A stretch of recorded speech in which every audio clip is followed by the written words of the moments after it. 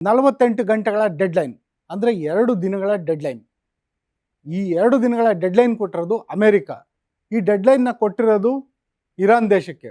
ಇರಾನ್ನ ಸರ್ವಾಧಿಕಾರಿ ಏನು ಮಸ್ತಬಾ ಖಮೇನಿ ಇದ್ದಾರೆ, ಅವ್ರು ಇದುವರೆಗೂ ತಮ್ಮ ಇರುವಿಕೆ ಬಗ್ಗೆ ತೋರಿಸ್ಕೊಂಡಿಲ್ಲ. ಯಾವುದೇ ಒಂದು ಅವ್ರದ್ದು ಫೋಟೋ ವಿಡಿಯೋ ರಿಲೀಸ್ ಆಗಿಲ್ಲ, ಸಾರ್ವಜನಿಕ ಕಾರ್ಯಕ್ರಮದಲ್ಲಿ ಭಾಗವಹಿಸಿಲ್ಲ. ಯಾವಾಗ ಅಯಾತುಲ್ಲಾ ಅಲಿ ಖಮೇನಿ ಅವರ ಹತ್ಯೆ ಆಯಿತು ಅದೇ ಸಂದರ್ಭದಲ್ಲಿ ಗಾಯಗೊಂಡಂಥ ಮಸ್ತಬಾ ಖಮೇನಿ ಇಂದಿಗೂ ಕೂಡ ರಷ್ಯಾದಲ್ಲಿದ್ದಾರೆ, ಚಿಕಿತ್ಸೆ ಪಡೀತಿದ್ದಾರೆ ಅನ್ನೋ ಮಾಹಿತಿ ಇದೆ. ಇರಾನ್ನ ಟಿವಿಗಳಲ್ಲಿ ಮಸ್ತಬಾ ಖಮೇನಿ ಅವ್ರದ್ದು ಎನ್ನಲಾದ ಸ್ಟೇಟ್ಮೆಂಟ್ಗಳನ್ನ ಓದ್ತಾ ಇದ್ದಾರೆ ಅಲ್ಲಿನ ಆ್ಯಂಕರ್ಸು. ಅದು ಬಿಟ್ಟರೆ ಸಾರ್ವಜನಿಕವಾಗಿ ಕಾಣಿಸ್ಕೊಂಡಿಲ್ಲ. ಇಂಥ ಒಂದು ಸರ್ವಾಧಿಕಾರಿಯ ಆಳ್ವಿಕೆಯಲ್ಲಿರುವಂತಹ ಇರಾನ್ ದೇಶಕ್ಕೆ ಅಮೆರಿಕ 48 ಗಂಟೆಗಳ ಡೆಡ್ಲೈನ್ ಕೊಟ್ಟಿದೆ. ಆ ಡೆಡ್ಲೈನ್ ಕೊಟ್ಟಿರೋದೇನಕ್ಕೆ ಅಂದರೆ ಈ ಹರ್ಮುಜ್ ಜಲಸಂಧಿ ಕಾರಣಕ್ಕೆ. ಈ ವಾರ್ ಏನು ಶುರುವಾಯಿತು ಇರಾನ್ ಮೇಲೆ ಅಮೆರಿಕ ಮತ್ತು ಇಸ್ರೇಲ್ ಮುಗಿಬಿತ್ತಲ್ಲ, ಈ ವಾರ್ ಶುರುವಾದ ದಿನದಿಂದ ಹಿಡಿದು ಇವತ್ತಿನವರೆಗೂ ಭಾರಿ ಸುದ್ದಿನಲ್ಲಿರೋದು ಇದೇ ಹರ್ಮುಜ್ ಜಲಸಂಧಿ. ಈ ಹರ್ಮುಜ್ ಜಲಸಂಧಿನ ಓಪನ್ ಮಾಡಿ ಅಂತ ಹೇಳ್ಬಿಟ್ಟು ಅಮೆರಿಕ ಅಧ್ಯಕ್ಷ ಡೊನಾಲ್ಡ್ ಟ್ರಂಪ್ 48 ಗಂಟೆಗಳ ಡೆಡ್ಲೈನ್ನ ಕೊಟ್ಟಿದ್ದಾರೆ ಇರಾನ್ಗೆ.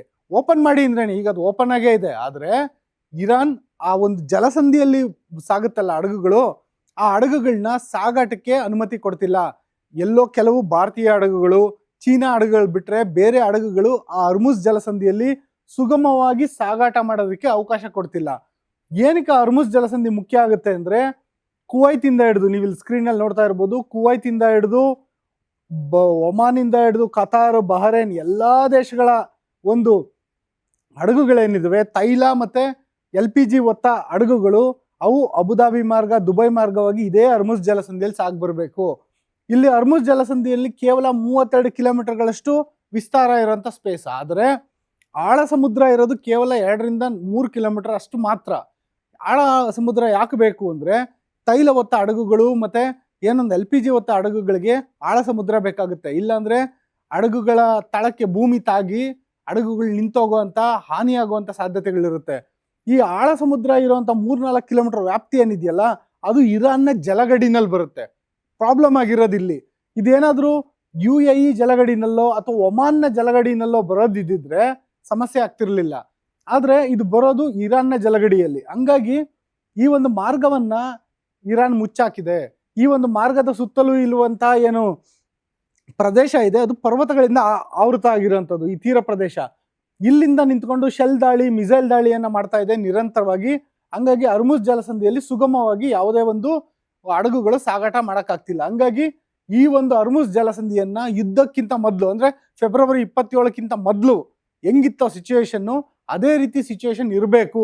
ಅದನ್ನ ಮಾಡೋದಕ್ಕೆ ನಿಮಗೆ 48 ಗಂಟೆಗಳ ಡೆಡ್ಲೈನ್ ಅಂತ ಹೇಳ್ಬಿಟ್ಟು ಅಮೆರಿಕ ಅಧ್ಯಕ್ಷರು ಹೇಳಿದ್ದಾರೆ. ಈ ಡೆಡ್ಲೈನ್ನ ಮೀರಿದ್ರೆ ಏನಾಗುತ್ತೆ, ಇದು ಇರೋಂಥ ಪ್ರಶ್ನೆ. ಆಯ್ತಪ್ಪ, ನೀನೇನೋ ಡೆಡ್ಲೈನ್ ಕೊಟ್ಟೆ ಅಮೆರಿಕ ಅಧ್ಯಕ್ಷ, ವಿಶ್ವದ ದೊಡ್ಡಣ್ಣ ನೀನು, ದಾಳಿ ಮಾಡಿದ್ದೆ ನೀನು ಇರಾನ್ ಮೇಲೆ ಮೊದಲೇ ಬಾರಿಗೆ. ಅಂದರೆ ಇರಾನ್ ದಾಳಿ ಮಾಡಿದ್ದಲ್ಲ, ಅಮೆರಿಕನೇ ಮೊದಲು ದಾಳಿ ಮಾಡಿದ್ದು.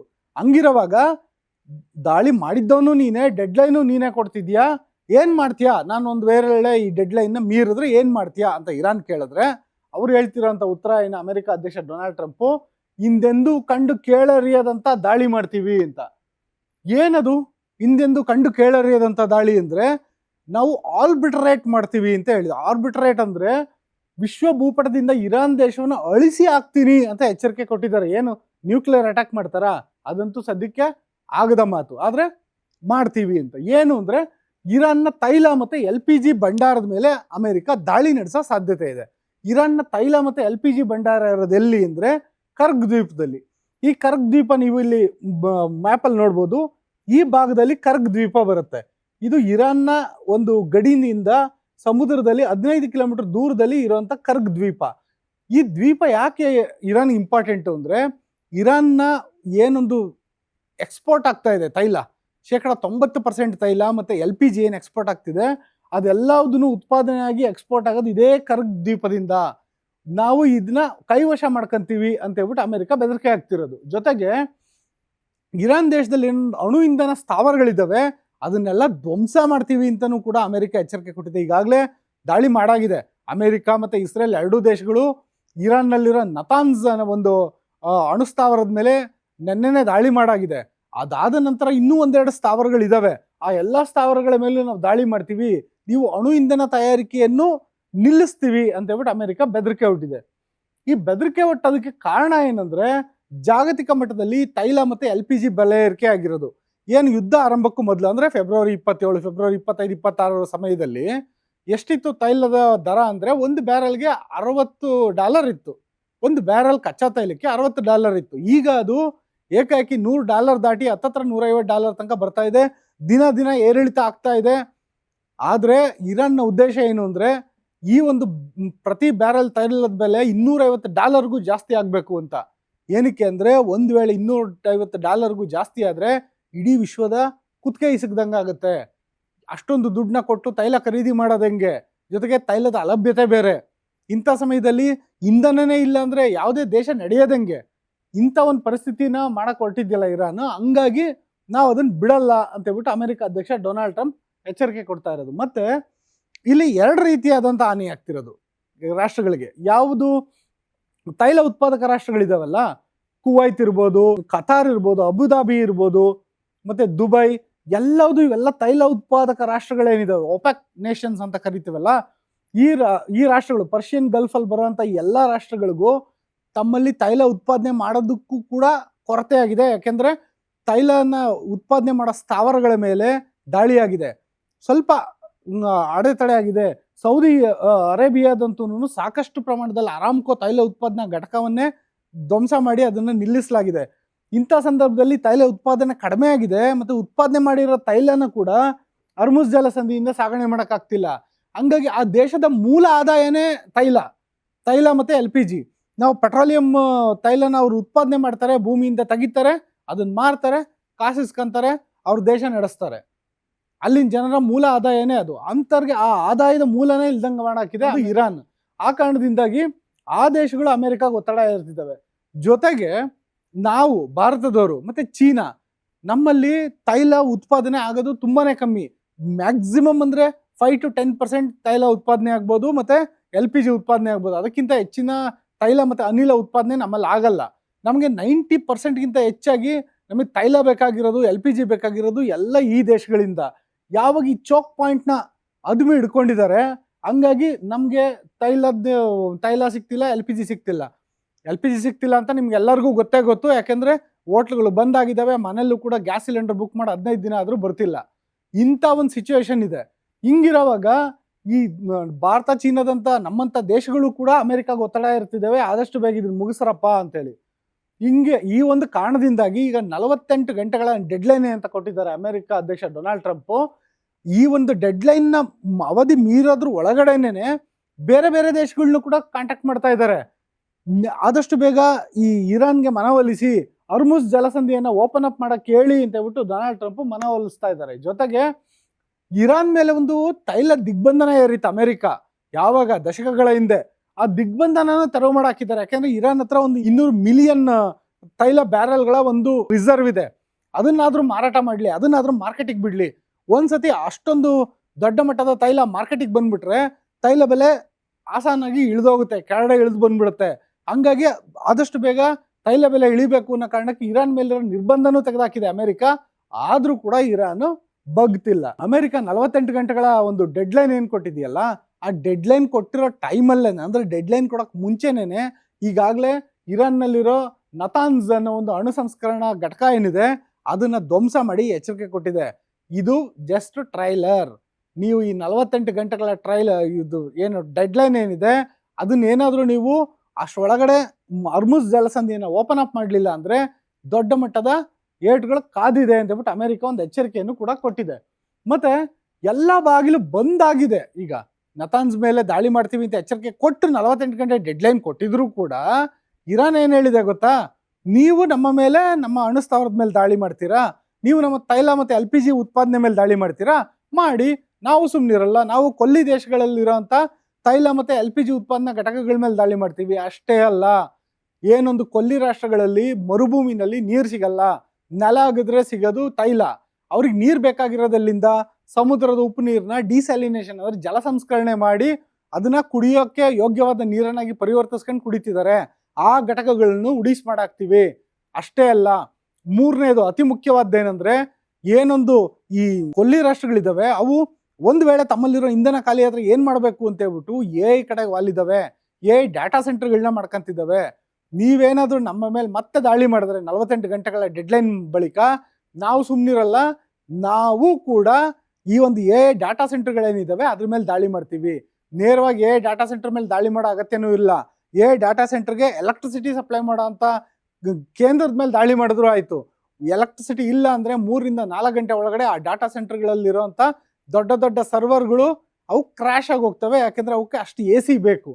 ಇಂಥ ಒಂದು ಬೆದರಿಕೆಯನ್ನು ಇರಾನ್ ಒಡ್ಡಿದೆ. ಒಟ್ಟಿನಲ್ಲಿ ಈಗ ಸದ್ಯದ ಮಟ್ಟಿಗೆ ಎಲ್ಲ ಬಾಗಿಲು ಬಂದಾಗಿದೆ. ಇರಾನ್ಗೆ ಅಮೆರಿಕ ನೇರ ಧಮಕಿ ಹಾಕಿದೆ. ಅಮೆರಿಕಾಗೆ ಇರಾನ್ ಕೂಡ ನೇರ ಧಮಕಿ ಹಾಕಿದೆ. ಇದು ಎಲ್ಲಿಗೆ ತಗೊಂಡೋಗುತ್ತೆ? ಇದು ಈಗಿರುವಂಥ ಸವಾಲು. ಏನು ಅಣುವಿಕಿರಣ ಭೀತಿ ಕಾಡ್ತಾ ಇರೋದು ಅಂದರೆ, ಇರಾನ್ ದೇಶದ ಅಣು ಸ್ಥಾವರ ಮತ್ತು ಅಣು ಸಂಸ್ಕರಣಾ ಘಟಕಗಳನ್ನು ಅಮೆರಿಕ ಮತ್ತು ಇಸ್ರೇಲ್ ಟಾರ್ಗೆಟ್ ಮಾಡ್ತಾ ಇದೆ. ಎಷ್ಟರ ಮಟ್ಟಿಗೆ ಅಂದರೆ ಬರೀ ಈ ವರ್ಷ ಈಗ ನಡೀತಿರೋ ಯುದ್ಧ ಮಾತ್ರ ಅಲ್ಲ, ಕಳೆದ ವರ್ಷ ಕೂಡ ಟಾರ್ಗೆಟ್ ಮಾಡಿತ್ತು. ಈ ಟಾರ್ಗೆಟ್ಗಳಿಂದ ಆಗ್ತಿರೋ ಅನಾಹುತಗಳು ಒಂದೆರಡಲ್ಲ. ಏನಂದರೆ ಇರಾನ್ನ 6 ಅಣು ಸ್ಥಾವರಗಳೇನಿದ್ದಾವೆ ಅದರಲ್ಲಿ ಈಗ ಕೆಲಸ ಮಾಡ್ತಿರೋದು ಎರಡರಲ್ಲಿ ಮಾತ್ರ ವಿದ್ಯುತ್ ಉತ್ಪಾದನೆ ಮಾಡೋಕ್ಕಾಗ್ತಾ ಇದೆ. ಏನಕ್ಕೆ ಅಂದರೆ ನತಾನ್ಸಲ್ಲಿ ಯುರೇನಿಯಂ ಸಂಸ್ಕರಣಾ ಘಟಕ ಇದೆಯಲ್ಲ, ಅದರಲ್ಲಿ ಮೊನ್ನೆ ಮಾಡಿದ ದಾಳಿಯಿಂದ ಭಾರಿ ಪ್ರಮಾಣದ ಹಾನಿ ಸಂಭವಿಸಿದೆ. ಆ ಘಟಕ ಕಾರ್ಯನಿರ್ವಹಣೆ ಸ್ಥಗಿತ ಆಗಿದೆ. ನೀವು ಇಂದು ಮ್ಯಾಪಲ್ಲೂ ಕೂಡ ನೋಡ್ಬೋದು ನತಾನ್ಸ್ ಘಟಕ ಯಾವ ರೀತಿ ಇದೆ, ಈ ಘಟಕ ಮೇಲೆ ಯಾವ ರೀತಿ ದಾಳಿ ಆಯಿತು ಅನ್ನೋದರ AI ಚಿತ್ರಣ ಇದು. ನಂತರ ಫಾರ್ಡೋ ಅಂತ ಹೇಳ್ಬಿಟ್ಟು ಒಂದು ಅಣು ಸಂಸ್ಕರಣಾ ಘಟಕ ಇತ್ತು. ಅದು 2025ರಲ್ಲಿ ಹಾನಿಗೆ ಒಳಗಾಗಿತ್ತು. ಏನಕ್ಕೆ ಅಂದರೆ 2025ರಲ್ಲಿ ಅಮೆರಿಕ ಮಿಡ್ ನೈಟ್ ಹ್ಯಾಮರ್ ಅಂತ ಒಂದು ಆಪರೇಷನ್ ಮಾಡಿತ್ತು. ಈ ಮಿಡ್ ನೈಟ್ ಹ್ಯಾಮರ್ ಆಪರೇಷನ್ನಲ್ಲಿ ಅಮೆರಿಕದ B2 ಬಾಂಬರ್ಗಳೇನಿದ್ವು ಅವು ಬಂಕರ್ ಬಸ್ಟರ್ ಬಾಂಬ್ಗಳನ್ನ ಪ್ರಯೋಗ ಮಾಡಿದ್ವು. ಈ ಬಾಂಬ್ಗಳು ನೆಲಕ್ಕೆ ಬಿದ್ದ ಕೂಡಲೇ ಸುಮಾರು 100ರಿಂದ 200 ಅಡಿ ಆಳಕ್ಕೆ ಕೊರೆದು ಒಳಗಡೆ ಬ್ಲಾಸ್ಟ್ ಆಗ್ತಿದ್ವು. ಆ ಮೂಲಕ ಏನೊಂದು ಭೂಮಿಯ ಆಳದಲ್ಲಿ ಭೂಗತವಾಗಿದ್ದಂಥ ಏನೊಂದು ಈ ಘಟಕಗಳಿತ್ತು ಅವು ಸಂಪೂರ್ಣವಾಗಿ ಹಾನಿಗೊಳಗಾಗಿದ್ವು. ಜೊತೆಗೆ ಒಂದು ಬಶರ್ ಅಣು ವಿದ್ಯುತ್ ಸ್ಥಾವರ ಏನಿದೆ ಅದರ ಕಾರ್ಯನಿರ್ವಹಣೆ ಕೂಡ ಸ್ಥಗಿತ ಆಗಿದೆ. ಆದರೆ ಅಣು ರಿಯಾಕ್ಟರ್ ಬಳಿನೇ ಒಂದು ಕ್ಷಿಪಣಿ ದಾಳಿನೂ ಆಗಿದೆ ಅನ್ನೋ ಮಾಹಿತಿ ಸಿಗ್ತಿದೆ. ಅಂದರೆ ಇದ್ರ ಕಾರ್ಯನಿರ್ವಹಣೆ ಅಲ್ಪ ಮಟ್ಟಿಗೆ ಸ್ಥಗಿತ ಆಗಿತ್ತು, ಮತ್ತೆ ಶುರುವಾಗಿದೆ ಅನ್ನೋ ಮಾಹಿತಿನೂ ಇದೆ. ಜೊತೆಗೆ ಇದು ರಿಯಾಕ್ಟರ್ ಬಳಿನೇ ಒಂದು ಕ್ಷಿಪಣಿ ದಾಳಿನೂ ಆಗಿರೋದ್ರಿಂದಾಗಿ ಈ ಒಂದು ಸ್ಥಾವರ ಏನಿದೆ ಅದು ಆನ್ ಅಂಡ್ ಆಫ್ ಆಗ್ತಾ ಇದೆ. ಹಂಗಾಗಿ ಈ ಒಂದು ಸ್ಥಾವರದಿಂದ 100% ಔಟ್ಪುಟ್ನ ಅವ್ರು ತಗೊಳಕ್ಕಾಗ್ತಿಲ್ಲ. ಅಂದರೆ 2ನೇ ಘಟಕ ಕೂಡ ಡ್ಯಾಮೇಜ್ ಅಂತ ಆಯಿತು. ಇನ್ನು 3ನೇದು ಇಸ್ಫಹಾನ್ ಅಣು ಸಂಶೋಧನಾ ಘಟಕ. ಇದರ ಒಂದು 18 ಮಹಡಿಗಳ ದೊಡ್ಡ ಕಟ್ಟಡ. ಇದನ್ನ ಕೂಡ 2025 ಅಂದರೆ ಕಳೆದ ವರ್ಷ ಇದನ್ನು ಧ್ವಂಸ ಮಾಡಲಾಗಿತ್ತು. ಇಲ್ಲಿ ಅಣು ವಿದ್ಯುತ್ ಉತ್ಪಾದನೆ ಮಾಡೋದಕ್ಕಿಂತ ಹೆಚ್ಚಾಗಿ ಈ ಕುರಿತಾದ ಸಂಶೋಧನೆಗಳು ನಡೀತಿದ್ವು. ಏನೊಂದು ಪರಮಾಣು ಸಂಸ್ಕರಣೆ ನಡೆಯುವಂಥ ಕೆಲಸ ನಡೀತಿತ್ತು. ಇದನ್ನ ಕೂಡ ಧ್ವಂಸ ಮಾಡಲಾಗಿದೆ. ಇನ್ನು 4ನೇದು ಅರಾಕ್ ರಿಯಾಕ್ಟರ್. ಇಲ್ಲಿ ಘನ ಜಲ ಸಂಶೋಧನೆ ಅಂದರೆ ಭಾರಿ ಪ್ರಮಾಣದ ಜಲ ಸಂಶೋಧನಾ ಘಟಕ ಅಂತ ಕರೀತಾರೆ, ಹೆವಿ ವಾಟರ್ ಇಂಡಸ್ಟ್ರಿ ಅಂತ. ಈ ಒಂದು ಘಟಕಕ್ಕೆ 2025ರಲ್ಲಿ ಕಳೆದ ವರ್ಷ ಹಾನಿಯಾಗಿತ್ತು. ಇದು ಕೂಡ ಅಣು ವಿದ್ಯುತ್ ತಯಾರು ಮಾಡೋದಕ್ಕೆ ಬೇಕಾದಂತಹ ಕಾಂಪೊನೆಂಟ್ಸ್ಗಳ ಕುರಿತಾಗಿ ಅಧ್ಯಯನ ಮಾಡ್ತಿದ್ದಂಥ ಘಟಕ. ಇದನ್ನ ಕೂಡ ನಾಶ ಮಾಡಲಾಗಿತ್ತು. ಇನ್ನು ತೆಹರಾನ್ನಲ್ಲಿ ಒಂದು ಅಣು ರಿಯಾಕ್ಟರ್ ಈಗ ಸದ್ಯಕ್ಕೆ ಕಾರ್ಯನಿರ್ವಹಿಸ್ತಾ ಇದೆ. ಮೊದಲನೇ ಹೇಳಿದ್ದು ನತಾನ್ಸ್ ಆದರೆ ಇದು ತೆಹರಾನ್ನಲ್ಲಿರುವಂಥ ಒಂದು ಘಟಕ ಈಗ ಕಾರ್ಯನಿರ್ವಹಣೆ ಮಾಡ್ತಾ ಇದೆ. ಜೊತೆಗೆ ಏನೊಂದು ಅಂತಾರಾಷ್ಟ್ರೀಯ ಅಣು ಇಂಧನ ಏಜೆನ್ಸಿ ಇದೆಯಲ್ಲ ಅದರ ಕಣ್ಗಾವಲಿನಲ್ಲಿ ನಡೀತಾ ಇದೆ. ಏನಕ್ಕೆ ಅಂದರೆ ಒಂದು ವೇಳೆ ಏನಾದರೂ ಅಣು ವಿಕಿರಣ ಸೋರಿಕೆ ಕಂಡು ಬಂದರೆ ಈ ಏಜೆನ್ಸಿ ಅದನ್ನ ಕಂಡುಹಿಡಿಯುತ್ತೆ. ಇದು ಒಂದು ಇಂಟರ್ನ್ಯಾಷನಲ್ ವಾಚ್ ಡಾಗ್. ಈ ಒಂದು ಏಜೆನ್ಸಿ ಕಂಡುಹಿಡಿಯುವಂಥ ಕೆಲಸ ಮಾಡುತ್ತೆ. ಅದರ ಒಂದು ಸಾರಥ್ಯದಲ್ಲಿ ಇದು ಕೆಲಸ ಮಾಡ್ತಾ ಇದೆ. ಅಷ್ಟಾದರೂ ಕೂಡ ಈಗೆಲ್ಲ ದಾಳಿಗಳು ನಡೆದಿದ್ದಾವೆ, ಮತ್ತು ನಿನ್ನೆ ಕೂಡ ನತಾನ್ಸ್ ಮೇಲೆ ದಾಳಿ ನಡೀತು. ಇವನ್ನೆಲ್ಲ ನೋಡ್ತಾ ಇದ್ರೆ ಅಣು ಸ್ಥಾವರಗಳು ಮತ್ತು ಅಣು ಘಟಕಗಳ ಮೇಲೆ ಒಂದು ರೀತಿಯಾದಂಥ ವಿಕಿರಣ ಸೋರಿಕೆ ಭೀತಿ ಇದ್ದೇ ಇದೆ. ಆ ಸುತ್ತಮುತ್ತ ವಾಸಿಸುವ ಜನಕ್ಕೆ ವಿಕಿರಣದಿಂದ ಎಫೆಕ್ಟ್ ಆಗೋಂಥ ಭೀತಿ ಇದೆ. ಜೊತೆಗೆ ನತಾನ್ ಘಟಕ ಏನಿದೆ ಇದ್ರ ಮೇಲೆ ದಾಳಿಯಾದ ನಂತರ ಇರಾನ್ ಏನು ಮಾಡ್ತು ಅಂದರೆ, ಇರಾನ್ ಕೂಡ ಸುಮ್ಮನೆ ಕೂತ್ಕೊಳ್ಳಲಿಲ್ಲ. ಇರಾನ್ ಇಸ್ರೇಲ್ನಲ್ಲಿರುವಂಥ ಘಟಕಗಳ ಮೇಲೆ ದಾಳಿ ಶುರುವಾಯಿತು. ನೀವು ನಮ್ಮ ಅಣು ಸ್ಥಾವರಗಳ ಮೇಲೆ ದಾಳಿ ನಡೆಸಿದ್ದೀರಾ, ಹಂಗಂತೇಳ್ಬಿಟ್ಟು ನಾವು ಸುಮ್ಮನಿರಲ್ಲ, ನಾವು ನಿಮ್ಮ ಸ್ಥಾವರಗಳ ಮೇಲೆ ದಾಳಿ ನಡೆಸ್ತೀವಿ ಅಂತ. ಎಲ್ಲಿ ಅಂದರೆ ಇಸ್ರೇಲ್ ದೇಶದ ಡಿಮೋನಾ ಅಂತಿದೆ. ಡಿಮೋನಾ ಬಳಿ ಒಂದು ಅಣು ವಿದ್ಯುತ್ ಘಟಕದ ಬಳಿ ಇರಾನ್ ಕ್ಷಿಪಣಿ ದಾಳಿ ನಡೆಸಿದೆ. ಆದರೆ ಡಿಮೋನಾ ಅಣು ವಿದ್ಯುತ್ ಘಟಕಕ್ಕೆ ಏನೂ ಆಗಿಲ್ಲ. ಆದರೆ ಈ ಕ್ಷಿಪಣಿ ದಾಳಿ ನಡೀತಲ್ಲ ಅಲ್ಲಿ ಒಂದು ಲಿಟಲ್ ಇಂಡಿಯಾ ಅಂತ ಇದೆ. ಏನದು ಲಿಟಲ್ ಇಂಡಿಯಾ ಅಂದರೆ 1950-60ರ ದಶಕದಲ್ಲಿ ಯಾವಾಗ ಇಸ್ರೇಲ್ ದೇಶ ಸ್ಥಾಪನೆ ಆಯಿತೋ ಆವಾಗ ಶತಮಾನಗಳ ಹಿಂದೆ ಮೂಲ ಇಸ್ರೇಲ್ ದೇಶದಿಂದ ಯಾರ್ಯಾರು ವಿಶ್ವಾದ್ಯಂತ ಚದುರಿ ಹೋಗಿದ್ರಲ್ಲ ಯಹೂದಿಗಳು, ಅವರು ಭಾರತಕ್ಕೂ ಬಂದಿದ್ರು. ಭಾರತದಲ್ಲಿ ಅವರು ಕೇರಳದಲ್ಲಿದ್ದರು, ಮಹಾರಾಷ್ಟ್ರದಲ್ಲಿದ್ದರು, ಕೆಲವೊಂದಷ್ಟು ಜನ ಇನ್ನೂ ಒಳಭಾಗಕ್ಕೆ ಹೋಗಿದ್ರು, ಮಿಜೋರಾಂವರೆಗೂ ಆಡ್ಕೊಂಡಿದ್ರು ಯಹೂದಿಗಳು. ಯಾವಾಗ ಅವ್ರದ್ದೇ ಅಂತ ಪ್ರತ್ಯೇಕ ಇಸ್ರೇಲ್ ದೇಶ ಆಯಿತು 2ನೇ ಮಹಾಯುದ್ಧದ ನಂತರ, ಆಗ ನಮ್ಮ ದೇಶ ಯಹೂದಿಗಳ ದೇಶ ಅಸ್ತಿತ್ವಕ್ಕೆ ಬಂದಿದೆ, ನಾವೆಲ್ಲ ನಮ್ಮ ದೇಶಕ್ಕೆ ಹೋಗ್ತೀವಿ ಅಂತ ಹೇಳ್ಬಿಟ್ಟು ಶತಶತಮಾನಗಳ ಬಳಿಕ ಅವರೆಲ್ಲ ತಮ್ಮ ದೇಶಕ್ಕೆ ಹೋದ್ರು. ಅಂದರೆ ಶತಶತಮಾನಗಳವರೆಗೂ ಭಾರತದಲ್ಲೇ ಇದ್ರಲ್ಲ, ಅವರು ಭಾರತ ಸಂಸ್ಕೃತಿ ಕಲ್ತಿದ್ದಾರೆ. ಅವ್ರಿಗೆ ಕ್ರಿಕೆಟ್ ಅಂದರೆ ತುಂಬ ಇಷ್ಟ, ಬಾಲಿವುಡ್ ಅಂದರೆ ಭಾರಿ ಅಚ್ಚುಮೆಚ್ಚು, ಅವ್ರಿಗೆ ಮಲಯಾಳಂ ಬರುತ್ತೆ, ಅವ್ರಿಗೆ ಮರಾಠಿ ಬರುತ್ತೆ, ಜೊತೆಗೆ ಅಲ್ಲಿ ಭಾರತೀಯ ಸಂಸ್ಕೃತಿ ಕಾಣ್ಬೋದು, ಭಾರತೀಯ ವೇಷಭೂಷಣಗಳನ್ನ ಕಾಣ್ಬೋದು. ನಮ್ಮ ಗುಲಾಬ್ ಜಾಮೂನು, ಸೋನ್ ಪಾಪಡಿ ಎಲ್ಲ ಸಿಗುತ್ತೆ, ಚಾಟ್ಸ್ ಸಿಗುತ್ತೆ ಅಲ್ಲಿ. ಆ ಡಿಮೋನಾ ಅನ್ನೋ ಬಳಿ ಇದೆಯಲ್ಲ, ಈ ಒಂದು ಲಿಟ್ಲ್ ಇಂಡಿಯಾ, ಆ ಲಿಟ್ಲ್ ಇಂಡಿಯಾ ಮೇಲೆ ದಾಳಿಯಾಗಿದೆ. 33 ಜನ ಭಾರತೀಯ ಮೂಲದ ಯಹೂದಿಗಳು ಗಾಯಗೊಂಡಿದ್ದಾರೆ. ಅದರಲ್ಲಿ 10 ವರ್ಷದೊಬ್ಬ ಹುಡುಗ ಇದ್ದಾನೆ, ಜೊತೆಗೆ 40 ವರ್ಷದೊಬ್ಬರು ಮಹಿಳೆ ಇದ್ದಾರೆ, ಅವರೆಲ್ಲರೂ ಗಾಯಗೊಂಡಿದ್ದಾರೆ ಈ ಲಿಟ್ಲ್ ಇಂಡಿಯಾ ಬಳಿ, ಡಿಮೋನಾ ಬಳಿ ನಡೆದಂಥ ಈ ಇರಾನ್ನ ದಾಳಿಯಿಂದ. ಇದು ಒಂದಾದರೆ, ಈ ಡಿಮೋನಾ ಅನುಸಾರ ಹತ್ರ ಇರುವಂಥ ಅರಾದ್ ಪಟ್ಟಣದ ಬಳಿ ಅಂತೂ 100 ಮಂದಿ ಗಾಯ ಆಗಿದೆ ಅನ್ನೋ ಮಾಹಿತಿ ಇದೆ. ಅರಾದ್ ಪಟ್ಟಣ ಕೂಡ ಲಿಟ್ಲ್ ಇಂಡಿಯಾ ಸಮೀಪದಲ್ಲೇ ಬರುತ್ತೆ. ಅರಾದ್ ಮತ್ತು ಡಿಮೋನಾ ಮಧ್ಯದಲ್ಲಿರುವಂಥ ಈ ಲಿಟ್ಲ್ ಇಂಡಿಯಾ ಏನಿದೆ, ಅದರಲ್ಲಿ 7,500 ಜನ ಇದ್ದಾರೆ, ಅದರಲ್ಲಿ 33 ಜನ ಗಾಯಗೊಂಡಿರೋದು. ಇನ್ನು ಮಿಕ್ಕವರು ಬೇರೆ ಬೇರೆ ಪಟ್ಟಣಗಳ ಜನತೆ ಗಾಯಗೊಂಡಿದ್ದಾರೆ. ಮತ್ತು ಇಸ್ರೇಲಿಂದ ಈಗ ಆಯ್ತಪ್ಪ, ನೀವೇನೋ ನಮ್ಮ ಮೇಲೆ ದಾಳಿ ಮಾಡಿಬಿಟ್ರಿ, ನಮ್ಮ ಅಣುಸ್ಥಾವರದ ಮೇಲೆ ದಾಳಿ ಮಾಡೋ ಅಷ್ಟು ನೀವು ಧೈರ್ಯ ತೋರಿಸಿದ್ರಿ, ನಾವು ಸುಮ್ಮನಿರಲ್ಲ, ನಾವು ಕೂಡ ನಿಮ್ಮ ಮೇಲೆ ಪ್ರತಿ ದಾಳಿ ಮಾಡ್ತೀವಿ ಅಂತ ಹೇಳ್ಬಿಟ್ಟು ಇರಾನ್ನ ಅಣುಸ್ಥಾವರಗಳನ್ನು ಟಾರ್ಗೆಟ್ ಮಾಡೋದಕ್ಕೆ ಇಸ್ರೇಲ್ ಮುಂದಾಗಿದೆ. ಹಿಂಗಿರುವಾಗ ಏನು ಮಾಡಬೇಕು ಅಂತಾರಾಷ್ಟ್ರೀಯ ಸಮುದಾಯ? ಇದು ಈಗಿರೋಂಥ ಪ್ರಮುಖವಾದ ಪ್ರಶ್ನೆ. 2 ದೇಶಗಳು ಯುದ್ಧ ಮಾಡ್ತಾ ಇದ್ದಾವೆ. ಅಂಥ ಸಂದರ್ಭದಲ್ಲಿ ಅಂತಾರಾಷ್ಟ್ರೀಯ ಸಮುದಾಯಗಳು, ಕಣ್ಗಾವಲು ಏಜೆನ್ಸಿಗಳು ಏನು ಮಾಡಬೇಕು? ವಿಶ್ವಸಂಸ್ಥೆ ಏನು ಮಾಡಬೇಕು? ಅದರಲ್ಲೂ ಅಂತಾರಾಷ್ಟ್ರೀಯ ಪರಮಾಣು ಇಂಧನ ಏಜೆನ್ಸಿ ಇದೆಯಲ್ಲ, ಅದರ ಪ್ರಮುಖ ಕೆಲಸ ಏನಂದರೆ, ನೀವು ಪರಮಾಣುವನ್ನು ಬಳಸ್ಕೊಂಡು ಇಂಧನ ತಯಾರು ಮಾಡಿ, ಅದು ನಾಗರಿಕ ಕಲ್ಯಾಣದ ಉದ್ದೇಶಕ್ಕೆ. ಆದರೆ ಈ ಥರ ಯುದ್ಧ ಅಥವಾ ನೈಸರ್ಗಿಕ ಅನಾಹುತ ಆ ಥರ ಆದಂಥ ಸಂದರ್ಭದಲ್ಲಿ ಪರಮಾಣು ಸೋರಿಕೆ ಆದರೆ, ವಿಕಿರಣ ಸೋರಿಕೆ ಆದರೆ ಏನು ಮಾಡಬೇಕು? ಈ ಹಿಂದೆ ಜಪಾನ್ನಲ್ಲಿ ಒಂದು ಭೂಕಂಪ ಆಯಿತು, ಸುನಾಮಿ ಆಯಿತು. ಆ ಸಂದರ್ಭದಲ್ಲಿ ಫುಕುಶಿಮಾ ಅಂತ ಹೇಳ್ಬಿಟ್ಟು ಸಮುದ್ರ ತೀರದಲ್ಲೇ ಇದ್ದಂಥ ಅಣು ವಿದ್ಯುತ್ ತಯಾರಿಕಾ ಸ್ಥಾವರಕ್ಕೆ ಭಾರಿ ಪ್ರಮಾಣದ ಹಾನಿ ಆಯಿತು. ಆವಾಗ ಅಣು ವಿಕಿರಣ ಬರೀ ಗಾಳಿಗೆ ಮಾತ್ರ ಅಲ್ಲ, ಸಮುದ್ರದ ನೀರಿಗೂ ಸೇರಿ ಹೋಗುವಂಥ ಆತಂಕ ಎದುರಾಗಿತ್ತು. ಈ ಸಂದರ್ಭದಲ್ಲೂ ಕೂಡ ಅಂತಾರಾಷ್ಟ್ರೀಯ ಪರಮಾಣು ಇಂಧನ ಏಜೆನ್ಸಿ ಆ ಒಂದು ವಿಕಿರಣ ಭೀತಿಯನ್ನು ಕಡಿಮೆ ಮಾಡೋ ನಿಟ್ಟಲ್ಲಿ ಪ್ರಮುಖ ಪಾತ್ರ ವಹಿಸಿತ್ತು. ಇಂಥ ಒಂದು ಏಜೆನ್ಸಿಗಳು ಕಣ್ಗಾವಲು ಹಾಕ್ಕಂತಾನೆ ಇರ್ತವೆ. ಅದರಲ್ಲೂ ಭಾರತ ಯಾವಾಗ ಪಾಕಿಸ್ತಾನದ ಕಿರಾಣ ಹಿಲ್ಸ್ ಮೇಲೆ ದಾಳಿ ನಡೆಸಿದಾಗ, ಯಾವಾಗ ಭಾರತದ ಬ್ರಹ್ಮೋಸ್ ಮಿಸೈಲ್ ಏನಿದೆ ಅದು ಪಾಕಿಸ್ತಾನದ ಬೇರೆ ಬೇರೆ ಒಂದು ಏರ್ ಸ್ಟ್ರಿಪ್ಗಳ ಮೇಲೆ ದಾಳಿ ನಡೆಸ್ತಾ ಇತ್ತು, ಏನು ಆಪರೇಷನ್ ಸಿಂಧೂರ್ ಟೈಮಲ್ಲಿ, ಆವಾಗ ಕಿರಾಣ ಹಿಲ್ಸ್ ಮೇಲೂ ಕೂಡ ಒಂದು ಕ್ಷಿಪಣಿ ಬಿದ್ದಿದೆ ಅನ್ನೋ ಮಾಹಿತಿ ಕೇಳಿಬಂದ ತಕ್ಷಣ ಇದೇ ಒಂದು ಅಂತಾರಾಷ್ಟ್ರೀಯ ಪರಮಾಣು ಇಂಧನ ಏಜೆನ್ಸಿ ಅಲ್ಲೇನಾದರೂ ಅಣು ಬಾಂಬ್ಗಳ ಒಂದು ಸಂಗ್ರಹ ಇದೆ ಅಂತ ಹೇಳಲಾಗ್ತಾ ಇದೆ ಆ ಪ್ರದೇಶದಲ್ಲಿ, ಒಂದು ವೇಳೆ ಅಲ್ಲೇನಾದರೂ ಅಣು ವಿಕಿರಣ ಸೋರಿಕೆ ಆಯಿತಾ ಅದನ್ನು ಪತ್ತೆ ಮಾಡೋಂಥ ಕೆಲಸ ಮಾಡ್ತಿತ್ತು. ಇಂಥ ಒಂದು ವಾಚ್ ಡಾಗ್ ಏನಿದೆ ಅದು ಈ ಥರ ಯುದ್ಧ ನಡೆದಂಥ ಸಂದರ್ಭದಲ್ಲಿ ಯಾವುದೇ ಒಂದು ಅಣುಶಕ್ತಿಯನ್ನು ಬಳಸೋ ದೇಶದ ಮೇಲೆ ಅತಿಯಾಗಿ ಕಣ್ಣಿಟ್ಟಿರುತ್ತೆ. ಇದೇ ಕೆಲಸವನ್ನು ಉಕ್ರೇನ್ ದೇಶದಲ್ಲೂ ಕೂಡ ಈ ಒಂದು ಏಜೆನ್ಸಿ ಮಾಡಿತ್ತು, ಅದು ನೆನಪಿರ್ಬೋದು. ಈ ರೀತಿಯಾದಂತಹ ಒಂದು ಎಲ್ಲ ಕ್ರಮಗಳನ್ನು ಕೈಗೊಂಡರೂ ಕೂಡ ಒಂದು ವೇಳೆ ಏನಾದರೂ ವಿಕಿರಣ ವ್ಯಾಪಿಸಿದ್ರೆ, ವಿಕಿರಣ ಹರಡಕ್ಕೆ ಶುರು ಮಾಡಿದ್ರೆ, ಬರೀ ಅದು ಗಾಳಿಯಲ್ಲಿ ಮಾತ್ರ ಹರಡಲ್ಲ, ಭೂಮಿ ಕೂಡ ವಿಕಿರಣಯುಕ್ತವಾಗುತ್ತೆ, ನೀರು ವಿಕಿರಣಯುಕ್ತ ಆಗುತ್ತೆ. ಆ ನೀರಲ್ಲಿ ಬೆಳೆಯುವಂಥ ಆಹಾರ ಪದಾರ್ಥಗಳಿರ್ಬೋದು, ಆ ನೀರನ್ನು ಸೇವನೆ ಮಾಡೋಂತಹ ಪಶು ಪಕ್ಷಿಗಳಿರ್ಬೋದು, ಜಲಚರಗಳಿರ್ಬೋದು, ಎಲ್ಲದಕ್ಕೂ ಕೂಡ ಹಾನಿಯಾಗುತ್ತೆ. ಮತ್ತು ಇಡೀ ಮನುಕುಲಕ್ಕೆ ಅದು ಮಾರಣಾಂತಕವಾಗಿ ಪರಿಣಮಿಸುತ್ತೆ. ಯಾಕಂದರೆ ಒಂದು ಬಾರಿ ಆ ರೀತಿಯಾದಂಥ ವಿಕಿರಣ ಮಾನವನ ದೇಹ ಸೇರಿದ್ರೆ ಅದು ಮನುಷ್ಯನ DNA ಒಂದು ರೀತಿ ವಿರೂಪಗೊಳಿಸುತ್ತೆ. ಆ ನಂತರ ಅವರ ಎಲ್ಲ ಸಂತತಿಗಳು ಕೂಡ, ಮತ್ತು ಆ ಮನುಷ್ಯ ಇರೋವರೆಗೂ ಕೂಡ, ಅವನ ಜೀವಿತಾವಧಿಯವರೆಗೂ ಕೂಡ ಹಲವು ರೀತಿಯ ಅಂಗವೈಕಲ್ಯಕ್ಕೆ ತುತ್ತಾಗಬೇಕಾಗುತ್ತೆ. ಆ ಕಾರಣದಿಂದಾಗಿ ಈ ಒಂದು ಅಣು ವಿಕಿರಣ ಹರಡಬಾರ್ದು ಅನ್ನೋ ಕಾರಣಕ್ಕೆ ಯುದ್ಧಗಳ ಸಂದರ್ಭದಲ್ಲಿ ಸಾಕಷ್ಟು ಮುನ್ನೆಚ್ಚರಿಕೆ ವಹಿಸಲಾಗುತ್ತೆ. ಆದರೆ ದುರಾದೃಷ್ಟ ನೋಡಿ, ಎಲ್ಲ ತಿಳಿದಿರೋಂಥ ಇಸ್ರೇಲ್ ದೇಶನೇ, ಎಲ್ಲ ತಿಳಿದಿರೋಂಥ ಇರಾನ್ ದೇಶನೇ ದಾಳಿ ಪ್ರತಿ ದಾಳಿಗಳನ್ನ ನಡೆಸ್ತಾ ಇದ್ದಾವೆ. ಅದು ಕೂಡ ಎಲ್ಲಿ ಅಣು ವಿಕಿರಣ ಹರಡೋ ಸಾಧ್ಯತೆ ಇರುತ್ತೋ ಅಂಥ ಜಾಗದಲ್ಲೇ ದಾಳಿ ನಡೀತಾ ಇದೆ. ಈ ದಾಳಿ ಮುಂದಿನ ದಿನಗಳಲ್ಲಿ ಏನೆಲ್ಲ ತಗೊಂಬರುತ್ತೆ ಅನ್ನೋದೇ ಈಗಿರುವಂಥ ಸದ್ಯವಾದ ಅತ್ಯಂತ ದೊಡ್ಡ ಪ್ರಶ್ನೆ ವೀಕ್ಷಕರೇ. ಒಂದು ಎಂಡ್ ಪೀಸ್ ಬೇಕಲ್ಲ, ಒಂದೇನಾದರೂ ಒಂದು ತಮಾಷೆಯಾಗಿರೋ ಸುದ್ದಿನೂ ನಿಮ್ಗೆ ಹೇಳ್ಬೇಕಲ್ಲ. ಯಾಕಂದರೆ ಬರೀ ವಾರು, ಯುದ್ಧ, ಬಾಂಬು, ಮಳೆ, ಅಣು ವಿಕಿರಣ ಆ ಥರದ್ದೇ ಸೀರಿಯಸ್ ಸಬ್ಜೆಕ್ಟ್ ಹೇಳಿದ್ರಾಗಲ್ವಲ್ಲ. ಇದೊಂದು ಪಾಕಿಸ್ತಾನದೊಂದು ತಮಾಷೆ ಸ್ಟೋರಿ ಇದೆ. ಏನಂದರೆ ಇವರು ಕೂಡ ಹಾಕಿರೋದು, ಅವರು ತುಂಬ ಸೀರಿಯಸ್ ಆಗಿ ಹಾಕಿದ್ದಾರೆ ಬೆದರಿಕೆ. ಏನು ಬೆದರಿಕೆ ಹಾಕಿರೋದು ಅಂದರೆ, ಇರಾನ್ ಮತ್ತು ಏನು ಉಕ್ರೇನ್ ಯುದ್ಧ ನಡೀತಾ ಇದೆಯಲ್ಲ, ಅದ್ರ ಮಧ್ಯದಲ್ಲಿ ಪಾಕಿಸ್ತಾನ ಒಂದು ಖ್ಯಾತೆ ತೆಗೆದಿದೆ. ಏನು ಖ್ಯಾತೆ ಅಂದರೆ, ಒಂದು ವೇಳೆ ಏನಾದರೂ ಅಮೇರಿಕ ನಮ್ಮ ಅಣುಬಾಂಬನ್ನ ಟಾರ್ಗೆಟ್ ಮಾಡಿದ್ರೆ ನಾವು ಸುಮ್ಮನಿರಲ್ಲ. ಯಾಕೆ ಅಮೇರಿಕ ಇವ್ರದ್ದು ಅಣುಬಾಂಬ್ ಟಾರ್ಗೆಟ್ ಮಾಡುತ್ತೆ?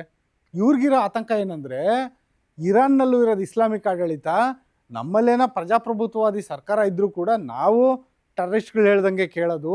ಒಂದು ವೇಳೆ ಇರಾನ್ ಥರ ನಮ್ಮೇಲೂ ಟಾರ್ಗೆಟ್ ಮಾಡಿಬಿಟ್ರೆ, ಆ ಭಯ ಪಾಕಿಸ್ತಾನಕ್ಕೆ ಕಾಡ್ತಾ ಇದೆ. ಆ ಭಯ ಬರೀ ಪಾಕಿಸ್ತಾನಕ್ಕೆ ಕಾಡ್ತಿರೋದಷ್ಟೇ ಅಲ್ಲ, ಆ ಭಯನ ಭಾರತಕ್ಕೆ ಟ್ರಾನ್ಸ್ಫರ್ ಮಾಡೋಕ್ಕೂ ಪ್ರಯತ್ನ ಪಡ್ತಾ ಇದೆ. ಏನಂದರೆ, ಒಂದು ವೇಳೆ ಏನಾದರೂ ಅಮೇರಿಕ ಇಸ್ರೇಲ್ ಮಾತನ್ನ ಕೇಳ್ಕೊಂಬಿಟ್ಟು ನಮ್ಮ ಮೇಲೂ ಹೆಂಗೆ ಇಸ್ರೇಲ್ ಮಾತು ಕೇಳಿ ಅಮೇರಿಕ ಇರಾನ್ ಮೇಲೆ ಮುಗಿಬಿತ್ತಲ್ಲ, ಅದೇ ಥರ ಪಾಕಿಸ್ತಾನ ಮೇಲೆ ಏನಾದ್ರು ಮುಗಿಬಿದ್ರೆ ನಾವು ಸುಮ್ಮನಿರೋಲ್ಲ. ನಾವು ನಮ್ಮ ಅಣುಬಾಂಬ್ನ ಅಮೇರಿಕಾಗೆ ಬಿಟ್ಕೊಡೋಕೆ ಮುಂಚೆ ಭಾರತದ ಮೇಲೆ ದಾಳಿ ಮಾಡಿಬಿಡ್ತೀವಿ ಅಂತ ಎಚ್ಚರಿಕೆ ಕೊಟ್ಟಿದ್ದಾರೆ. ಈ ಎಚ್ಚರಿಕೆ ಕೊಟ್ಟರ ಮಹಾಶಯನ ಹೆಸರು ಅಬ್ದುಲ್ ಬಸೀತ್ ಅಂತ ಹೇಳ್ಬಿಟ್ಟು. ನೀವು ಇಲ್ಲಿ ನೋಡ್ತಾ ಇದ್ದೀರಾ ಇಂಡಿಯಾ ಮ್ಯಾಪು ಮತ್ತು ಪಾಕಿಸ್ತಾನದ ಮ್ಯಾಪು. ಈ ಸಾಹೇಬರು ನಮ್ಮ ಮೇಲೆ ಅಣುಬಾಂಬ್ ದಾಳಿ ಮಾಡ್ತಾರಂತೆ. ಎಲ್ಲೆಲ್ಲಿ ದಾಳಿ ಮಾಡ್ತಾರಂತೆ ಅಂದರೆ, ದಿಲ್ಲಿ ಹಾಗೂ ಮುಂಬೈಗೆ ದಾಳಿ ಮಾಡ್ತಾರಂತೆ. ಅದು ಅವ್ರ ಮೊದಲ ಗುರಿ ಅಂತೆ. ಅವ್ರಿಗೆ ದಿಲ್ಲಿ ಅತ್ಯಂತ ಸಮೀಪದಲ್ಲಿದೆ, ಮುಂಬೈ ಕೂಡ ಸಮೀಪದಲ್ಲಿದೆ. ಅವ್ರದ್ದು ಮಿಸೈಲ್ಗಳು ಅಷ್ಟೇನು ದೂರ ಏನು ಹೋಗಲ್ಲ ಅನಿಸುತ್ತೆ. ಹಂಗಾಗಿ ಆ ಎರಡು ಗುರಿಗಳನ್ನ ಇಟ್ಕೊಂಡಿದ್ದಾರಂತೆ. ಅದು ಸರಿ, ಈ ಥರ ಒಂದು ಅಬ್ದುಲ್ ಬಸೀತ್ ಅಂತ ಈ ಮಹಾಶಯ ಇದ್ದಾನಲ್ಲ, ಆತ ಯಾರು ಅಂತ ನೋಡೋದಾದರೆ, ನೋಡಿ ಎಂಥ ಒಳ್ಳೆ ಡಿಪ್ಲೊಮ್ಯಾಟಿಕ್ ಹುದ್ದೆನಲ್ಲಿರೋಂಥ ವ್ಯಕ್ತಿ ಬಾಯಲ್ಲಿ ಬರೋದು ಇಂಥ ಚೈಲ್ಡಿಶ್ ಮಾತುಗಳು. ಏನಂದರೆ, ಆತ ಭಾರತದ ಹೈ ಕಮಿಷನರ್ ಆಗಿದ್ದ. ಸಾಮಾನ್ಯವಾಗಿ ಏನಾಗುತ್ತೆ, ಕಾಮನ್ವೆಲ್ತ್ ದೇಶಗಳು ಅಂತ ಕರಿತೀವಿ. ಈಗ ಯಾವುದು ಬ್ರಿಟನ್ನ ಒಂದು ವಸಾಹತುಗಳಾಗಿ ಆಮೇಲೆ ಸ್ವತಂತ್ರ ಪಡೆದ್ವಲ್ಲ, ಅವೆಲ್ಲ ಕಾಮನ್ವೆಲ್ತ್ ದೇಶಗಳು. ಆ ಕಾಮನ್ವೆಲ್ತ್ ದೇಶಗಳಲ್ಲಿ ರಾಯಭಾರಿ ಇರಲ್ಲ, ಹೈ ಕಮಿಷನರ್ ಇರ್ತಾನೆ. ರಾಯಭಾರಿನೇ, ಆದರೆ ಹೆಸರು ಹೈ ಕಮಿಷನರ್ ಅಂತ. ಮತ್ತು ಅಲ್ಲಿ ರಾಯಭಾರ ಕಚೇರಿ ಇರಲ್ಲ, ಎಂಬೆಸಿ ಇರುತ್ತೆ. ಅಂದರೆ ಅದೊಂಥರ ಹೈ ಕಮಿಷನರ್ ಕಚೇರಿ ಇರುತ್ತೆ, ರಾಯಭಾರ ಕಚೇರಿ ಅಂತ ಕರೆಯಲ್ಲ ಅದನ್ನು. ಅಂದರೆ ಈತನ ಇದು ಪಾಕಿಸ್ತಾನದಿಂದ ಬಂದ ಭಾರತಕ್ಕೆ ಬಂದ ರಾಯಭಾರಿ ಅಂತ ಹೇಳ್ಬೋದು, ಅದನ್ನು ಹೈ ಕಮಿಷನರ್ ಅಂತ.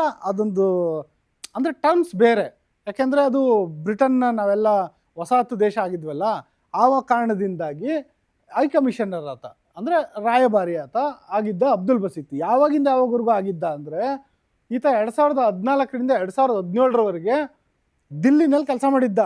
ಪಾಕಿಸ್ತಾನದ ಪಾಕ್ ಹೈ ಕಮಿಷನ್ ಏನಿದೆಯಲ್ಲ ಡೆಲ್ಲಿನಲ್ಲಿ, ಅದರಲ್ಲಿ ಬಸೀತ್ತು ಕೆಲಸ ಮಾಡಿದ್ದ ಪುಣ್ಯಾತ್ಮ. ಆತ ಕೊಟ್ಟಿರೋ ಹೇಳಿಕೆ, ಪಾಕಿಸ್ತಾನದ ಅಣ್ವಸ್ತ್ರ ಕಾರ್ಯಕ್ರಮವನ್ನು ಅಮೇರಿಕ ಋಣಾತ್ಮಕವಾಗಿ ನೋಡೋ ಸಾಧ್ಯತೆ ಇದೆ ಅಂತ ಈತ ಹೇಳ್ತಿರೋದು. ಅಲ್ಲ ಸ್ವಾಮಿ, ಋಣಾತ್ಮಕವಾಗಿ ನಾವು ನೋಡ್ತಿದ್ದೀವಿ ಅಂತ ಅಮೇರಿಕಾದವ್ರು ಏನಾದರೂ ಹೇಳಿದ್ರೆ, ಅಮೇರಿಕ ನೋಡ್ತಿದೆ ಅಂತ ನೀವು ಬೇಜಾರಾಗಬೇಕು. ನೋಡೋ ಸಾಧ್ಯತೆ ಇದೆ ಅಂತ ನೀವೇ ಯಾಕೆ ಹೇಳ್ತಿದ್ದೀರಾ? ಯಾಕೆ ಅಂದರೆ, ಇವರ ಬಳಿ ಇರೋ ಅಣ್ವಸ್ತ್ರ ಸುರಕ್ಷಿತ ಆಗಿಲ್ಲ, ಅದು ಯಾವಾಗ ಬೇಕಾದರೂ ಉಗ್ರರ ಕೈ ಸೇರ್ಬೋದು ಅನ್ನೋ ಭಯ ಇವ್ರಿಗೆ ಇದೆ. ಆಪರೇಷನ್ ಸಿಂಧೂರದಲ್ಲಿ ಭಾರತದ ಮಿಸೈಲ್ಗಳು ಹೋಗ್ಬಿಟ್ಟು ಉಗ್ರರ ಒಂದು ನೆಲೆಗಳನ್ನ ಹೊಡೆದಾಕ್ತಲ್ಲ, ಬಹಾವಲ್ಪುರ ಮುಂತಾದ ಕಡೆಗಳಲ್ಲಿ. ಆ ಸಂದರ್ಭದಲ್ಲಿ ಯಾರು ಉಗ್ರ ಸತ್ತೋದ್ರಲ್ಲ, ಅವಾಗೆಲ್ಲನೂ ಇವ್ರು ಹೋಗ್ಬಿಟ್ಟು ಆ ಉಗ್ರರ ಒಂದು ಜನ್ನಾಜ ಅಂತ ಏನಂತಾರಲ್ಲ, ಅವ್ರನ್ನ ಎತ್ಕೊಂಡು ಹೋಗೋದು ಅಂತಿಮ ಯಾತ್ರೆ. ಆ ಸಂದರ್ಭದಲ್ಲಿ ಇವರೆಲ್ಲ ಹೋಗ್ಬಿಟ್ಟು ದೇವ್ರನ್ನ ಬೇಡ್ಕೊಂಡಿದ್ರು, ಇವ್ರಿಗೆಲ್ಲ ಸ್ವರ್ಗ ಸಿಗಲಿ ಅಂತ. ಇಂಥ ಪುಣ್ಯಾತ್ಮರಿಗೆ ಅಮೇರಿಕ ಋಣಾತ್ಮಕವಾಗಿ ಯಾಕೆ ನೋಡಬಾರ್ದು ಇವ್ರ ಅಣ್ವಸ್ತ್ರ ಕಾರ್ಯಕ್ರಮನ?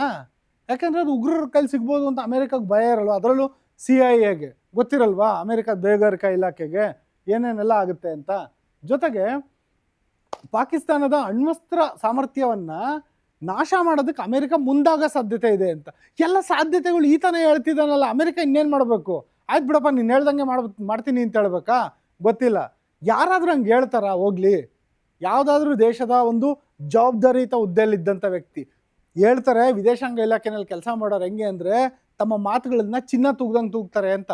ಅಂದರೆ ಅವರ ಪ್ರತಿಯೊಂದು ಪದಕ್ಕೂ ವಿಶೇಷವಾದ ಅರ್ಥ ಇರುತ್ತೆ ಮತ್ತು ಅಪಾರವಾದ ಬೆಲೆ ಇರುತ್ತೆ. ಹಂಗಾಗಿ ಅವರು ಹೊರಡಿಸೋವಂಥ ಒಂದೊಂದು ಹೇಳಿಕೆಗಳು, ಅವ್ರ ಪತ್ರಿಕಾ ಪ್ರಕಟಣೆಗಳು ತುಂಬಾ ಅದನ್ನು ಟೋನ್ ಡೌನ್ ಮಾಡಿ, ಅದನ್ನು ನೀಟಾಗಿ ಅದನ್ನು ಪರಾಮರ್ಶೆ ಮಾಡಿ, ಈ ಮಾತು ಹೇಳ್ಬೇಕೋ ಬೇಡವೋ, ಈ ಪದ ಬಳಸಬೇಕೋ ಬೇಡವೋ ಅಂತೆಲ್ಲ ವಿಚಾರ ಮಾಡ್ತಾರೆ. ಈತಂಗೆ ಅದನ್ನೆಲ್ಲ ಹೇಳ್ಕೊಟ್ಟಿಲ್ವನ ಏನು ಕತೆ ನಂಗೆ ಗೊತ್ತಿಲ್ಲ. ಆ ಥರ ಹೇಳಿದಾನೀತ. ಮತ್ತು ಇಸ್ರೇಲ್ ಮಾತು ಕೇಳಿ ಇರಾನ್ ಮಾದರಿಯಲ್ಲೇ ಪಾಕ್ ಮೇಲೆ ದಾಳಿ ಮಾಡೋ ಸಾಧ್ಯತೆ. ನಾನು ಅವಾಗಲೇ ನಿಮ್ಗೆ ಹೇಳಿದೆ, ಇರಾನ್ ಮೇಲೇನು ದಾಳಿ ಮಾಡೋದಕ್ಕೆ ಇಸ್ರೇಲ್ ಹೇಳ್ಕೊಟ್ಬಿಡ್ತು, ಅಣ್ಣ ಬಾರಣ್ಣ ದಾಳಿ ಮಾಡೋಣ ಅಂತ. ಅಮೇರಿಕಾದವ್ರು ಬಂದು ದಾಳಿ ಮಾಡಿದ್ರು, ಅದೇ ಥರ ನಮ್ಮ ಮೇಲೂ ದಾಳಿ ಮಾಡುತ್ತೆ ಅನ್ನೋದು ಪಾಕಿಸ್ತಾನದ್ದು ಸಂಕಟ, ಭಯ, ಆತಂಕ. ಇಂಥ ಕೆಟ್ಟ ಸಂದರ್ಭದಲ್ಲಿ ಬೇರೆ ಇನ್ನೇನು ಆಪ್ಷನ್ ಇರೋಲ್ಲ ನಮಗೆ, ನಾವು ಭಾರತದ ಮೇಲೆ ದಾಳಿ ಮಾಡೇ ಬಿಡ್ತೀವಿ ಅಂತ ಹೇಳ್ಬಿಟ್ಟು ಬಸೀತ್ ಅಣ್ಣ ಹೇಳಿದ್ದಾನೆ. ಮತ್ತು ಈ ಮಾತಿದೆಯಲ್ಲ, ಈ ಮಾತನ್ನ ಕೇಳಿದ್ರೆ ನಿಮ್ಗೆ ಯಾರು ನೆನಪಾಗ್ತಾರೆ ಅಂದರೆ ಉತ್ತರ ಕೊರಿಯಾ ಸರ್ವಾಧಿಕಾರಿ ಇದನ್ನಲ್ಲ ಕಿಮ್ ಜಾಂಗ್ ಉನ್, ಅವ್ನು ನೆನಪಾಗ್ತಾನೆ. ಯಾಕೆ ಹೇಳಿ? ಆತನೂ ಅದೇ ಹೇಳೋದು, ಒಂದು ವೇಳೆ ಏನಾದರೂ ಅಮೇರಿಕಾ ನಮ್ಮ ಮೇಲೆ ದಾಳಿ ಮಾಡಿದ್ರೆ ನಾನು ಸುಮ್ಮನೆ ಇರಲ್ಲ, ನಾನು ಪಕ್ಕದಲ್ಲಿರೋ ದಕ್ಷಿಣ ಕೊರಿಯಾ ಮೇಲೆ ದಾಳಿ ಮಾಡ್ತೀನಿ ಮತ್ತು ಜಪಾನ್ ಮೇಲೆ ದಾಳಿ ಮಾಡ್ತೀನಿ ಅಂತಾನೆ. ಯಾಕೆ ಅಂತ ಕೇಳಿದ್ರೆ ಜಪಾನ್ ಮತ್ತು ದಕ್ಷಿಣ ಕೊರಿಯಾ ಎರಡೂ ಅಮೇರಿಕಾ ಫ್ರೆಂಡ್ಸ್ ಅಲ್ವಾ, ನನಗಂತೂ ಅಮೇರಿಕಾ ಮೇಲೆ ದಾಳಿ ಮಾಡೋಕ್ಕಾಗಲ್ಲ, ಹಂಗಾಗಿ ನಾನು ಇವೆರಡು ದೇಶಕ್ಕೆ ಹೊಡೆದಾಕ್ತೀನಿ ಅಂತ. ಅದರ ಅರ್ಥ ಪಾಕಿಸ್ತಾನದ ಅಣ್ವಸ್ತ್ರ ಕಾರ್ಯಕ್ರಮನ ಅಮೇರಿಕಾ ಏನಾದ್ರೂ ನಿರ್ನಾಮ ಮಾಡೋಕ್ಕೆ ಹೋದರೆ ಇವ್ರಿಗೆ ಅಮೇರಿಕಾ ಹೊಡೆಯೋ ಯೋಗ್ಯತೆ ಇಲ್ಲ, ಹಂಗಾಗಿ ಇವ್ರು ಏನು ಮಾಡ್ತಾರೆ, ಪಕ್ಕದಲ್ಲಿರೋ ಭಾರತದ ಖ್ಯಾತೆ ಮಾಡೋಕ್ಕೆ ಬರ್ತಾರಂತೆ. ಹಂಗಂತ ಹೇಳ್ಬಿಟ್ಟು ಅದೇ ಒಂದು ನಂಬಿಕೆ ಇಟ್ಕೊಂಡು ಅವರು ಭಾರತದ ಮೇಲೆ ಬರಲಿ ಖ್ಯಾತೆ ಮಾಡೋಕ್ಕೆ. ಅವಾಗ ಗೊತ್ತಾಗುತ್ತೆ ಭಾರತದಲ್ಲಿರೋಂಥ ವಾಯುರಕ್ಷಣಾ ವ್ಯವಸ್ಥೆ ಎಂಥದ್ದು. ಮತ್ತು ಫಸ್ಟ್ ಆಫ್ ಆಲ್ ಪಾಕಿಸ್ತಾನದಲ್ಲಿರೋ ಮಿಸೈಲ್ಗಳಲ್ಲಿ ಅವ್ರ ಅಣ್ವಸ್ತ್ರ ಸಿಡಿತಲೆನ ಲೋಡ್ ಮಾಡಿ ಅದು ಆರಿಸಿದ್ರೆ ಅದು ಭಾರತದವರೆಗೂ ರೀಚ್ ಆಗುತ್ತಾ ಅವ್ರಿಗೆ ಗೊತ್ತಿಲ್ಲ, ಅದು ಮೊದಲನೇ ಡೌಟು. ಎರಡನೇದು, ಅವ್ರಂಗೆ ಆರಿಸಿದ್ರೆ ಭಾರತದಲ್ಲಿ ಬಹುಸ್ತರದ ವಾಯುರಕ್ಷಣಾ ವ್ಯವಸ್ಥೆ ಇದೆ. ಈತ ಏನೋ ಕಾಮಿಡಿ ಮಾಡಿರ್ಬೋದು, ನಾವು ಸೀರಿಯಸ್ ಆಗಿ ಯೋಚನೆ ಮಾಡೋದಾದರೆ ಒಂದು ವೇಳೆ ಪಾಕಿಸ್ತಾನದಿಂದ ಅಣ್ವಸ್ತ್ರ ಹೊತ್ತ ಕ್ಷಿಪಣಿನೇ ಬಂತು ಅಂದ್ರೂ ಭಾರತದಲ್ಲಿ ಬಹುಸ್ತರವಾದ ಒಂದು ವಾಯುರಕ್ಷಣಾ ವ್ಯವಸ್ಥೆ ಇದೆ. ಮತ್ತು ಏನೊಂದು ಖಂಡಾಂತರ ಕ್ಷಿಪಣಿಗಳು ಆರಿದಾಗ ಆ ಯಾವ ಕ್ಷಣದಿಂದ ಅಥವಾ ಇಮ್ಮಿಡಿಯೇಟಾಗಿ ಅದರ ಒಂದು ಮಾಹಿತಿ ಸಿಗೋವಂಥ, ಇಂಟೆಲಿಜೆನ್ಸ್ ಸಿಗೋವಂಥ ವ್ಯವಸ್ಥೆಯನ್ನು ಭಾರತ ಮಾಡ್ಕೊಂಡಿದೆ. ಭಾರತದ ಏನು ಸ್ಯಾಟಲೈಟ್ಗಳು ಆಕಾಶದಲ್ಲಿ ಸುಮ್ಮನೆ ಕುತ್ಕೊಂಡಲ್ಲಿ ಏನು ತಮಾಷೆ ನೋಡೋಕ್ಕೆ, ಮಜಾ ನೋಡೋದಕ್ಕೆ ಅದನ್ನು ಆರಿಸಿಲ್ಲ. ಅದು ಸೇನಾ ಸ್ಯಾಟಲೈಟ್ಗಳೇನಿದ್ದಾವೆ ಅದು 24 ಗಂಟೆ, ದಿನದ 24 ಗಂಟೆ ಪ್ರತಿ ಕ್ಷಣವೂ ಕಣ್ಗಾವಲು ಹಾಕೊಂಡಿರ್ತವೆ. ಯಾವುದೇ ಆದಂಥ ಒಂದು ಖಂಡಾಂತರ ಕ್ಷಿಪಣಿ ಬಂದರೆ ಅದಕ್ಕೆ ಏನು ಮಾಡಬೇಕು ಅನ್ನೋ ಉತ್ತರ ಭಾರತದ ಬಳಿ ಇದ್ದೇ ಇದೆ. ಹಂಗಾಗಿ ನಾವು ಹೆದರೋಂಥ ಅಗತ್ಯ ಇಲ್ಲ, ಇದನ್ನ ಒಂದು ಕಾಮಿಡಿ ಅಂತ ಪರಿಗಣಿಸ್ಬೋದು ಅಷ್ಟೇ, ಇನ್ನೇನು ಹೇಳೋಕ್ಕಾಗುತ್ತೆ ಅದಕ್ಕಿಂತ ಹೆಚ್ಚಾಗಿ. ಇದೇ ರೀತಿಯಾದಂತಹ ಸುದ್ದಿಗಳನ್ನು ಇನ್ನಷ್ಟು ಮಾಹಿತಿಯೊಂದಿಗೆ, ಇನ್ನಷ್ಟು ಆಳವಾದ ವಿಶ್ಲೇಷಣೆಯೊಂದಿಗೆ ನಿಮ್ಮ ಮುಂದೆ ತರೋ ಪ್ರಯತ್ನವನ್ನು ಮಾಡ್ತೀವಿ. ಇದೇ ಇವತ್ತಿನ ವಿಶೇಷ. ಗ್ಯಾರಂಟಿ ನ್ಯೂಸ್, ಸುದ್ದಿ ಖಚಿತ, ನ್ಯಾಯ ನಿಶ್ಚಿತ. ನಿಮ್ಮೂರಿನಿಂದ ವಿಶ್ವ ಮಟ್ಟದವರೆಗೆ ರಾಜಕೀಯ, ಸಿನಿಮಾ, ಸ್ಪೋರ್ಟ್ಸ್ ಯಾವ ಸುದ್ದಿಯೂ ಮಿಸ್ ಆಗಲ್ಲ. ಬರೀ ಸುದ್ದಿಯಷ್ಟೇ ಅಲ್ಲ, ಜೊತೆಯಲ್ಲೇ ಇರುತ್ತೆ ವಿಶ್ಲೇಷಣೆ. ಗ್ಯಾರಂಟಿ ನ್ಯೂಸ್ ನ ಸಬ್ಸ್ಕ್ರೈಬ್ ಮಾಡಿ, ಫಾಲೋ ಮಾಡಿ, ಕ್ಷಣ ಕ್ಷಣದ ಅಪ್ಡೇಟ್ಸ್ ಪಡೆಯಿರಿ.